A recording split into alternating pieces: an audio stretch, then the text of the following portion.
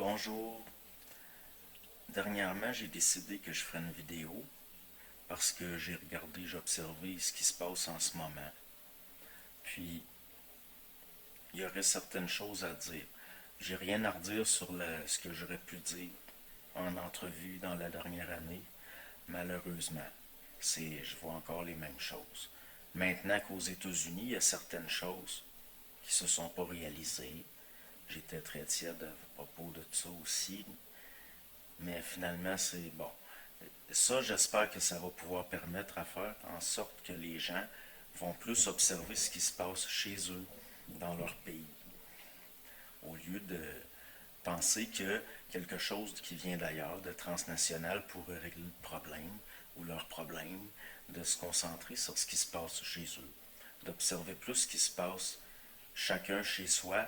En même temps, on peut observer ce qui se passe ailleurs, mais de ne pas avoir d'espoir que des solutions transnationales, si on peut dire. OK? Il y a les masques qui sont devenus obligatoires aux primaires.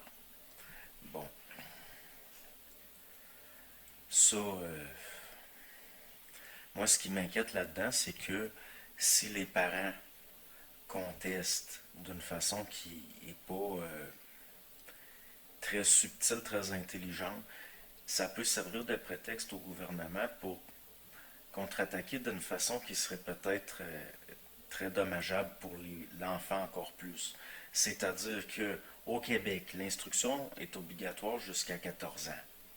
Donc, le gouvernement, si vous refusez d'envoyer votre enfant à l'école, que vous n'avez pas la capacité de lui faire l'école à la maison, il y a des gens qui n'ont pas l'énergie ni le temps, ben, le gouvernement peut dire l'enfant est lésé dans son droit d'être instruit.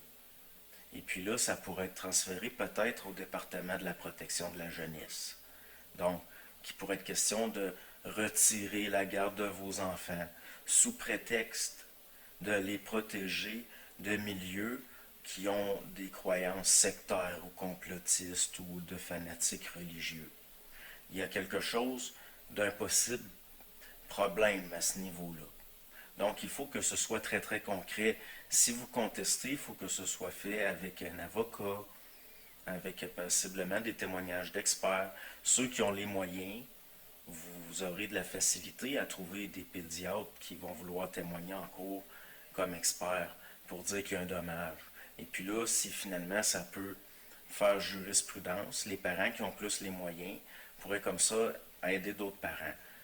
Parce que au niveau là, des marches où vous avez vu, là, ça donne pas grand-chose. Mais dans le sens que M. Legault, il continue à faire comme il faisait. C'est comme un père des années 50, il s'assoit dans son fauteuil, puis il regarde les gens, puis là il dit ça me fait beaucoup de peine que des enfants puissent pas aller à l'école, avoir leur droit à l'instruction, parce qu'il y a des parents qui pensent pas comme on voudrait, veulent contester le fait qu'il y a des masques en tout temps à l'école. Puis c'est toujours sous prétexte de la science, que la même science qui fait que, au fond, au niveau empirique, il se supposé avoir une science en Angleterre, il n'y a pas les masques en classe à l'école en tout temps, parce que chez les plus jeunes, parce qu'on considère que c'est dommageable. Puis ici, on se réclame de la science pour l'appliquer, le rendre obligatoire.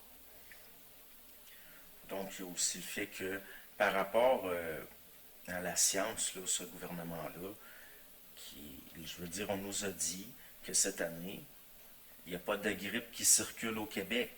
En 400 ans d'histoire, pour la première fois, il n'y a aucune grippe qui circule au Québec. Ça, c'est invraisemblable. On nous explique que oui, il y a une hausse des problèmes de maladies mentales, mais pour la première fois dans l'histoire d'une société, c'est pas accompagné d'une hausse du taux de suicide. Tout ça, c'est là, ces invraisemblances-là devraient, après un an, être plus visibles. On est là, M. Dubé nous parle de transparence. Puis, quand on nous dit, bon, aujourd'hui, il y a tant de nouveaux cas, puis tant de décès, il n'y a pas de statistiques sur l'âge, les cas, il n'y a pas de statistiques par rapport combien, c'est quoi le pourcentage de ces gens-là qui sont malades, symptomatiques, donc qui, non, on amène toujours ça. Puis là, c'était des morts d'après des cas, maintenant des variants.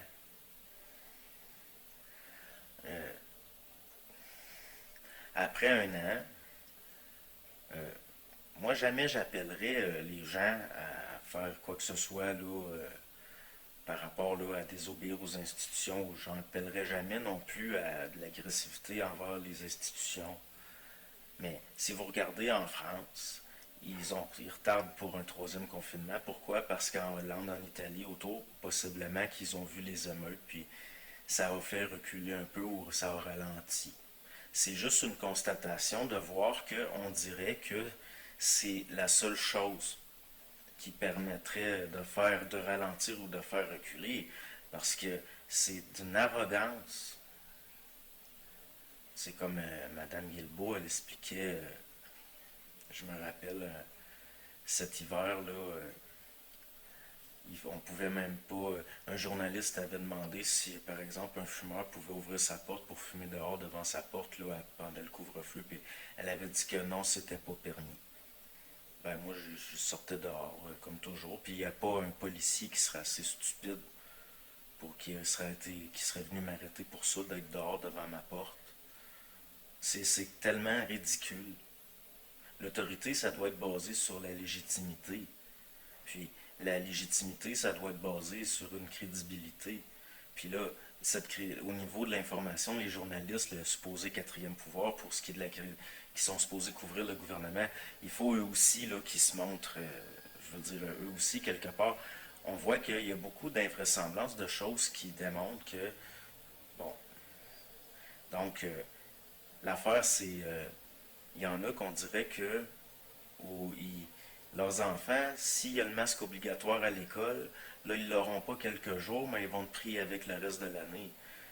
Il faudrait vraiment des choses concrètes, qu'il y ait des témoignages d'experts sur le taux d'oxygénation dans le sang. Puis ça va prendre des parents qui ont plus de moyens, qu'eux vont se prendre un avocat puis le faire comme il faut, la démarche.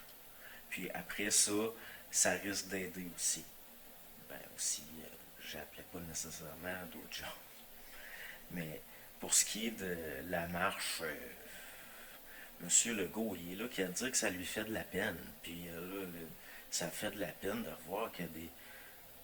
Mais ça lui fait pas de peine de voir des enfants. Des masques de procédure, comme pour des chirurgiens, c'est invraisemblable d'en faire au niveau de la taille d'un enfant. C'est complètement ridicule, c'est n'importe quoi. Moi, personnellement, ça n'engage que moi, mais après un an, ces gens-là n'ont. Bon, ben, toutefois, j'ai pas jamais eu vraiment de dire qu'ils avaient de la crédibilité tant que ça. Puis je suis un peu venu au monde dans un monde où on ne peut pas accorder beaucoup de crédibilité à quoi que ce soit. Ça, c'est mon opinion. Mais après un an, je suis déçu de voir que les Canadiens français, comme je le pensais, c'est plus long qu'ailleurs. Qu'il y a certains phénomènes sociologiques qui. En plus, on est plus dur avec les Canadiens français au Canada. J'aimerais qu'on m'explique pourquoi, selon les études, au Québec, c'est un des endroits où on suit le plus scrupuleusement les règles. C'est un des endroits où les règles sont les plus strictes. Et c'est un des endroits où le bilan est le pire. Puis après, on nous dit, ah, oh, grâce à nos actions, puis on a pu sauver. Puis à chaque fois que la situation s'améliore, c'est là qu'il y a des règles drastiques. C'est, non, il y a des invraisemblances, mais une fois qu'on observe les invraisemblances, pourquoi il y a possiblement, qu'on essaie de trouver des mobiles de pourquoi il y a possibilité de se rendre compte qu'au fond, c'est très cohérent, tout ce qui se passe.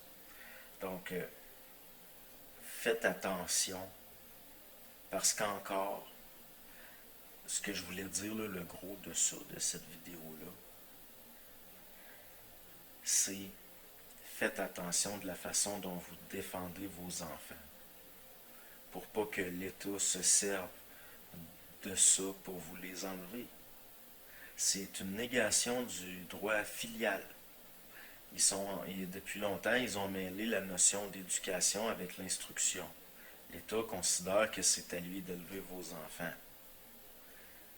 Et ça, ils n'ont pas la légitimité pour, selon les résultats de tout depuis toujours. En tout cas, depuis que j'existe, c'est ce que je constate. que nous avons des écoles qui nous instruisent mal, qui nous désinstruisent au fond, qui ne donnent pas les outils pour avoir un sens critique réel, qui sont juste des usines de formatage. Nous avons des hôpitaux qui nous rendent malades, qui sont juste des systèmes publics qui servent à faire en sorte que le privé, des gens dans le privé viennent voler l'argent des contribuables dans des contrats, c'est juste de la collusion. Donc des écoles qui rendent ignorants, puis des hôpitaux qui rendent malades, puis des médias qui désinforment, qui disent n'importe quoi. Que dès ce matin, il y a des articles pour dire que les enfants s'adaptent bien au port du masque en tout temps. Ça fait pas 2 semaines, ça fait pas 2 mois, ça fait quelques jours. Et il y a des articles pour dire à quel point les enfants s'adaptent bien. Et oui, on ne peut pas parler d'adaptation sur une si courte période. Et il est où l'objectivité empirique, scientifique ou même journalistique là-dedans? Il y a un journaliste que je lui avais fait dans mon coin, que je lui avais fait remarquer dernièrement certaines choses, puis il m'a réécrit en disant, ben lui, il n'a pas le temps de faire des recherches puis de regarder des tableaux comparatifs. Puis là, je parle par rapport à des finances dans une municipalité, que tout est archivé, tout est public. Puis comme si enquêter, faire une enquête, regarder faire des comparaisons, des choses disponibles en plus qu'on n'a pas. Ça, c'est plus le travail des journalistes. Donc, là, c'est rendu, là, vraiment, il y a du monde brillant au Québec, il y a du monde très intelligent au Québec. Puis, je pense que là, il y a un contexte qui vous crie après de parler, d'agir et de il y en a des gens brillants, vous le savez que vous êtes intelligent, vous le savez qu'il y a peut-être après un an possibilité d'être capable de dire ce que vous pensez d'une façon ajustée. Parce que peut-être que oui, le terrain est là. Parce que au niveau de la dynamique, de l'énergie, de tout ça, là, il y a une stase. Là. Puis c'est en train de devenir c'est une guerre d'usure, puis là, c'est de gagner du temps. Puis il faudrait commencer à être peut-être juste un peu plus sec dans le ton, mais d'une façon intelligente et subtile. Mais c'est facile, des gens qui vous disent, qui se basent sur des invraisemblances. Je veux dire, vous n'avez pas besoin de vous astiner, puis de vous chicaner, puis de vous diviser comme certains journalistes, ils veulent diviser des familles sur l'opinion, c'est pas nécessaire. J'ai tout dit ce que je voulais dire, je pense. Peut-être même. Bon, ben merci beaucoup. Au revoir.